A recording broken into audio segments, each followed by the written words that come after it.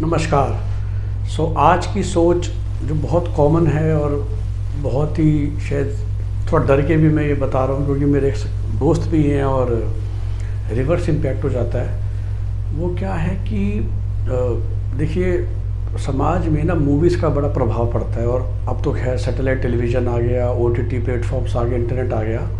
लेकिन 1970 80 90 तक के दशक तक मीडिया भी उतना पॉपुलर नहीं था। तो movies was a very big influencer, जिसे कहते हैं कि पिक्चरों में जो आप देखते थे वही को आप सच मानते थे।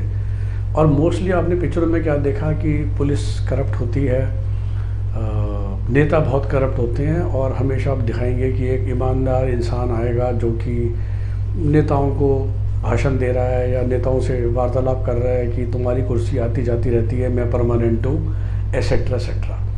तो एक छवि बन गई हिंदुस्तान में कि भाई नेता ही सिर्फ खराब होते हैं, और नेता के साथ पुलिस वाले तो ऑब्वियसली हो गए। तो इन दो, जैसे कहते हैं ना, जात कह लीजिए, जमात कह लीजिए, सबसे बदनाम है हिंदुस्तान में। और किसी भी अब सड़क से चलते राह से पूछेंगे तो ये बोलेंगे कि भाई देश को तो नेताओं ने डुबा दिया और बच्ची कुची कसर पुलिस वालों ने डुबो दी। मेरा मानना थोड़ा डिफरेंट है, और मैं बड़े अगेन अपने लॉजिक से कहता हूँ कि इस देश को शायद पिछले 70 साल में नीचे लाने में और डुबाने में जो सबसे बड़ा हाथ रहा है वो रहा है सरकारी कर्मचारियों का। जी हाँ। तो इस समय पूरे हिंदुस्तान में शायद मिला के 1 करोड़ से ऊपर ही सरकारी कर्मचारी होंगे, केंद्र और वेरियस राज्य सरकारों के। और ये जो सरकारी कर्मचारी हैं जो एक ऑन एन एवरेज शायद 50% एफिशिएंसी से भी कम में काम करते हैं, भयंकर घूस खाते हैं, भ्रष्टाचारी होते हैं, बहुत छोटे लेवल पे जैसे कहते हैं, और इनको पैसा दिए किसी का कोई काम नहीं हो सकता, हम सभी जानते हैं। चाहे वो बहुत छोटे में आपको तहसीलदार से कुछ साइन कराने हो, या शहरों में आपको एमसीडी ऑफिस जाना हो या डीडी ऑफिस जाना हो, हर जगह आपको देना पड़ता है। करेक्ट। तो असली तो ये भी चलता तो नहीं, लेकिन ठीक है, ये छोटा मोटा 50-100 रुपये की बात थी, कोई बात नहीं। लेकिन यही सरकारी कर्मचारी जब इनएफिशिएंसीज़ के साथ बैंक को चलाते हैं, सरकारी कंपनियों को चलाते हैं, तो गड़बड़ होती है। तो कोई कहता है ना कि आप खुद ही सोचिए ना कि टेलीकॉम में लोग बदनाम करते हैं कि बीएसएनएल को जियो ने डुबो दिया। तो बड़ा सिंपल मेरा सवाल है आपसे उल्टा, और ज़रा आप इन्फॉर्मेशन चेक कर लीजिए कि जियो तो अभी 4 साल पहले आया है, और एमटीएनएल बीएसएनएल तो पिछले 8-9 साल से लगातार लॉस दे रहे हैं मंथली। और जिस दिन से प्राइवेटाइजेशन का पहला प्लेयर जिसे कहते हैं एयरटेल आ गया, शायद 20 साल पहले, उस दिन से ही एमटीएनएल तो लॉस में आना शुरू हो गया धीरे धीरे, और शायद उन 2005-6 तक वो लॉस में आ गया। तो क्यों? मतलब हम आज की बात नहीं करते, 10 साल पहले जब जियो बिल्कुल नहीं था, इंटरनेट बहुत कम था और हर जगह लैंडलाइन चलता था एमटीएनएल का शहरों में और बीएसएनएल का गाँव में, बहुत बड़ा ब्रांड नेम था।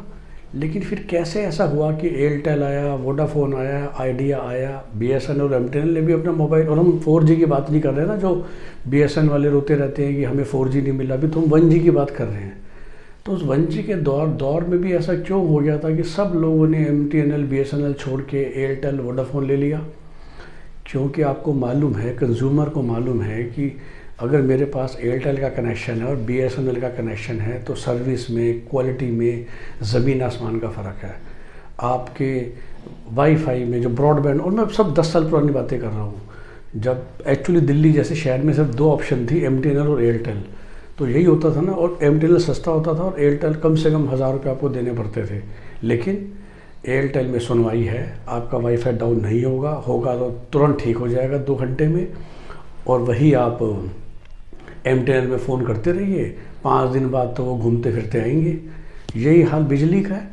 आज दिल्ली में टाटा पावर है, आपका कोई मेजर फॉल्ट हो जाता है तो 2 घंटे में वो लोग आ जाते हैं। बारिशों में आते हैं, रात को आते हैं। और वही जब ये दिल्ली विद्युत बोर्ड था तो कोई नहीं आता था। और मेरे खुद के फादर, वो तो खैर एक पीएसयू में थे, एलआईसी, जहाँ पर शायद काम चोरी का बहुत ज़्यादा स्कोप नहीं था। लेकिन कुछ मेरे दोस्तों के पेरेंट्स जो कि दिल्ली विद्युत बोर्ड उस ज़माने में, या दिल्ली जल बोर्ड में, या सरकारी स्कूलों में टीचर रहे हैं, आप किसी से भी बात कर लीजिए, बिना कैमरे के सामने आके बोलेंगे कि कभी जाते थे, कभी नहीं जाते थे, कभी अटेंडेंस लगा के निकल जाते थे, कभी जो सरकारी स्कूल के टीचर थे, औरतें वो अपना स्वेटर बुन रही होती थी स्कूलों में जाके, आदमी लोग अपना दुकान या व्यापार साइड बाय साइड चला रहे होते थे। ईच एंड एवरी, मतलब मैं एक चैलेंज करता हूँ जो भी ये वीडियो सुन रहा है कि जो इस समय सरकारी कर्मचारी खासकर 50 साल से ऊपर है या 55 साल के ऊपर है, तो जो रिटायर भी हो चुके, दैट मीन्स उन सब से आप बात कर लीजिए। 100 में से 95 लोग आपको अलग से यही बोलेंगे कि भाई हमने तो शाही नौकरी करी है, कुछ करा ही नहीं।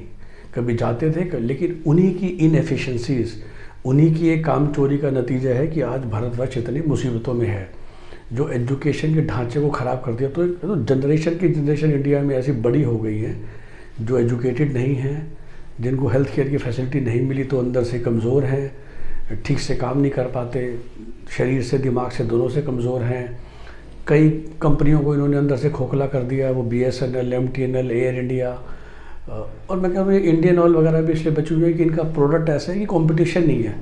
देखिए जो ये हम ऑयल मार्केटिंग कंपनियां कहते हैं, इंडियन ऑयल, HPCL, BPCL, ये तो इसलिए बचे हुए हैं ना कि आज भी रिलायंस ने उस फील्ड में ज़्यादा एंट्री नहीं मारी। लेकिन अगर रिलायंस का कोई भी, मैं तो कहता हूँ कोई भी चौथा 5वां प्लेयर अगर आ गया तो पता चलेगा कि इन तीनों का भी कहते हैं बर्तन बिक जाएंगे। और शायद इसलिए नहीं बिकेंगे क्योंकि अल्टीमेटली जो ये पेट्रोल पंप आप देखते हैं ये तो फ्रेंचाइजी होते हैं, जो कि एक स्मॉल स्केल स्मार्ट बिजनेसमैन चला रहा होता है। और पेट्रोल एक ऐसी चीज़ है कि सबको लेना ही लेना है।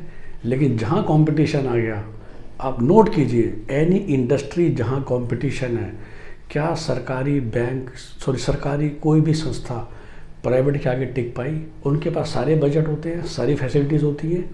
हाँ, SBI एक शायद एग्जाम्पल मैं कहूँगा कि एक लार्ज स्केल सरकारी ऑर्गेनाइजेशन का जो आज भी अच्छे से चल रहा है। लेकिन मैं तो ये कहता हूँ कि SBI यही प्राइवेट मैनेजमेंट के हाथ में होता है। कोई HDFC के जो चेयरमैन हैं उनके हाथ में अगर SBI दे दिया जाए तो शायद SBI का प्रॉफिट वो 3 गुना कर दें एक साल में, 3 गुना, सिर्फ इनएफिशिएंसीज़ को हटा के।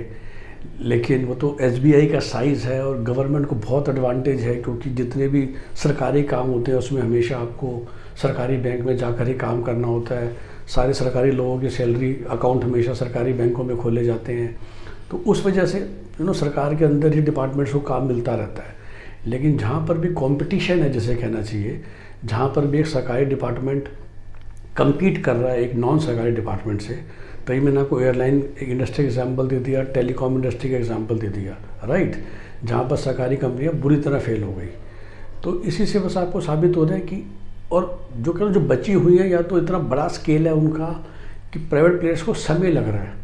तो LIC तो बहुत बड़ा प्लेयर है, कोई डाउट ही नहीं है। लेकिन हाउ LIC ने अलाउ कर दिया कि प्राइवेट प्लेयर्स को आकर और 15 साल में 50% 60% मार्केट शेयर लेना। मतलब LIC वाले तो ये कहेंगे आज भी हमारे पास 40% मार्केट शेयर है।